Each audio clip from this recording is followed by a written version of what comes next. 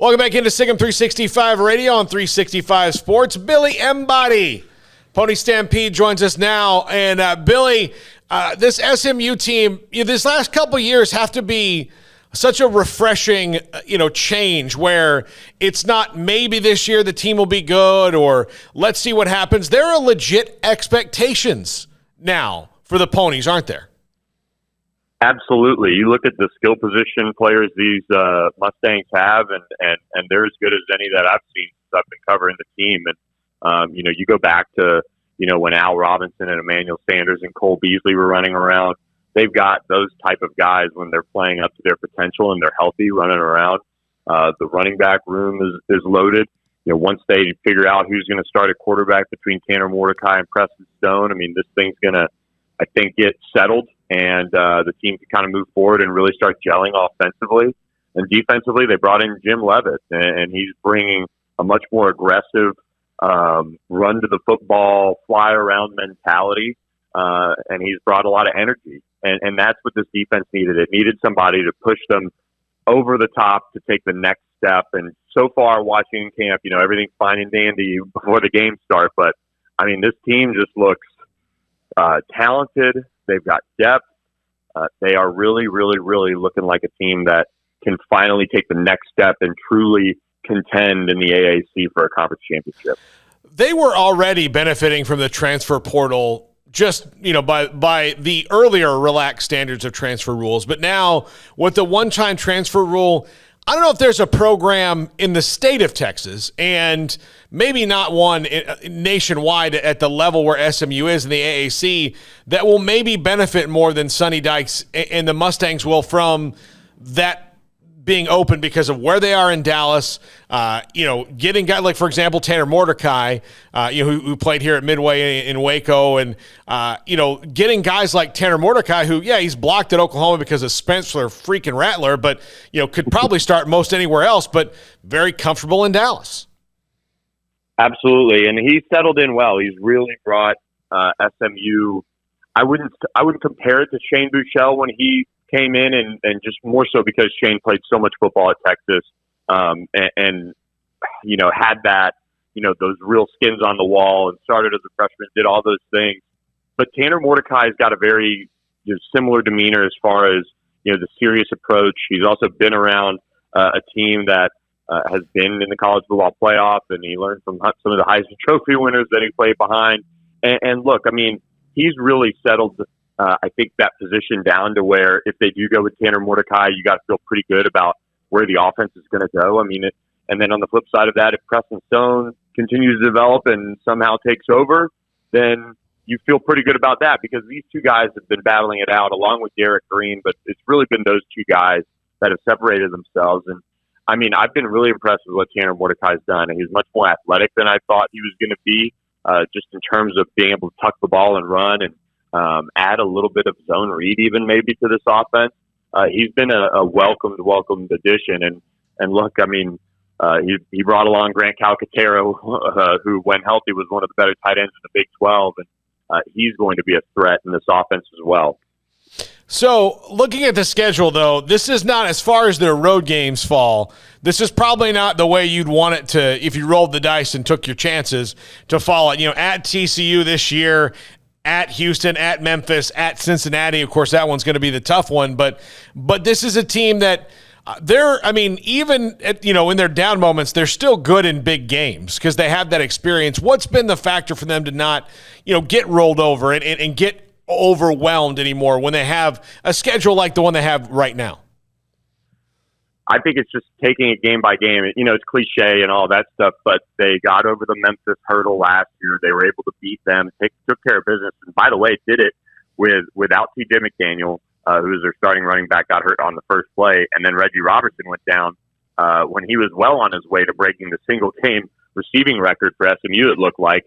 And he was lost for the season. And since Reggie Robertson's first year on campus, when he kind of was, he was still young. He was a freshman. He was kind of developing. He had played a little bit at West Virginia.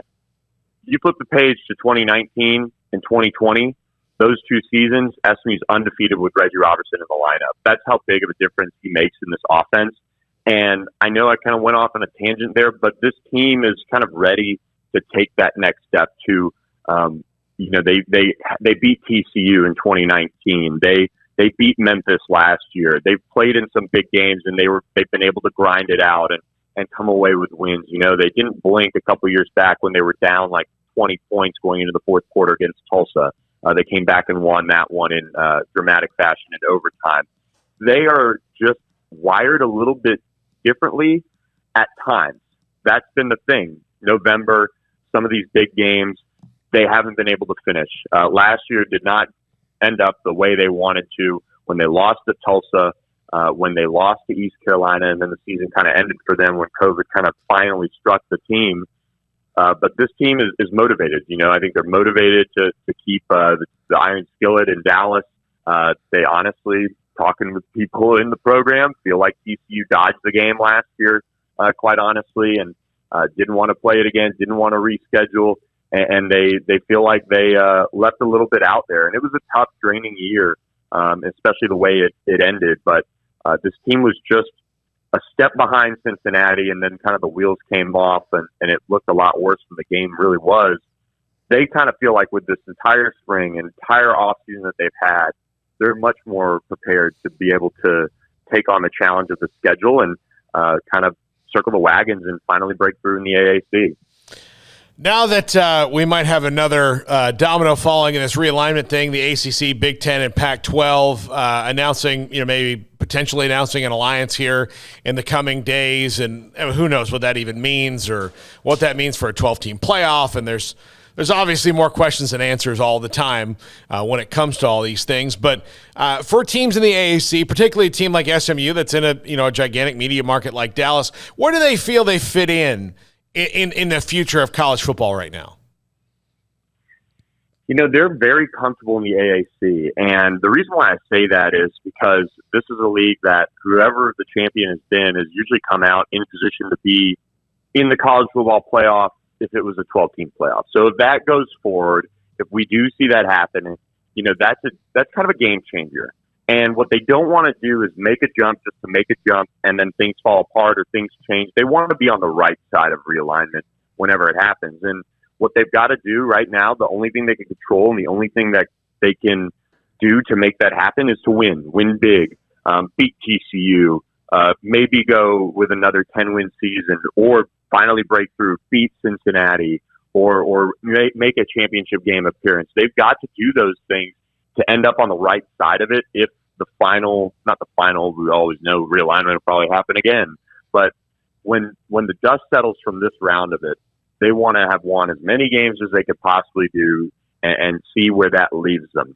They like the league they're in. It's a competitive league. I think the one thing they would probably want to do is, quite honestly, take some of the Big 12 teams and add them to the American, and who already has a great partnership with ESPN, has a good future on the TV side of things, and see where that takes them. That's what I think the league would like to do. They've branded themselves very well. They're a league that's exciting, and they've got good basketball as well. I just think SMU and a few other programs, quite honestly, in the AAC that aren't scrounging for any little jump, really want to be careful with this next move and make sure they get the right fit in a stable conference with the best teams they can have in there. And whether if that means staying in the AAC or adding to the AAC, or who knows, maybe making a jump up to another conference. I mean, that is kind of what their main goal is. They don't want to just make a jump to make a jump. Yeah, right now the Big 12 AAC merger seems like the best thing for the 8 teams of the Big 12 that's on the table for them. I mean, then now that if ACC, Pac-12, and Big 10 do some sort of alliance that leaves these 8 teams out, like they better, the other 8 teams better start warming up to the idea that you're going to be playing SMU and UCF and Memphis a lot. Absolutely. I mean, you talk about it, and it's a league that probably to an extent, you look at Tulsa, you look at Cincinnati, there's some tough teams to play against defensively in this league too. On top of you have, Memphis, who in the past has been able to put up points on offense. UCF with Gus Malzahn, kind of keeping that thing going. We'll see how it goes. Obviously, he hasn't coached a game there yet, but that team's always been tough. USF has talent from time to time. Tulane is really tough to play against. You have Houston, who can always make some noise. It's just a league that's difficult to play in, week out. If you take your eye off the ball, SMU at the end of last year went to East Carolina with, I think they still had a glimmer of hope to somehow find their way in the AAC title game, and they completely, didn't show up. And that's what happens in this league. When you don't show up, when you don't get off the bus with the right mentality, whether it's at home, away, what have you, there are teams that can come in and beat you. And I really do think it's a strong league. If they added the right teams from the Big 12, it could really be one of the better conferences. And I don't say that lightly nationally. I mean, they add 4 to 6 more teams, these super conferences that are catching fire, the idea of them, that's a pretty good spot to be in for all the schools involved. Billy Embody, Pony Stampede, with us here on Sikkim 365 Radio on 365 Sports. Billy, thanks so much for joining us and hopping on. I know you got a busy weekend. Enjoy the weekend. Enjoy the wedding weekend. That's where Billy's off to, is a wedding this weekend. So enjoy it. Thanks for hopping on with us. Anytime, guys. Thanks for having me.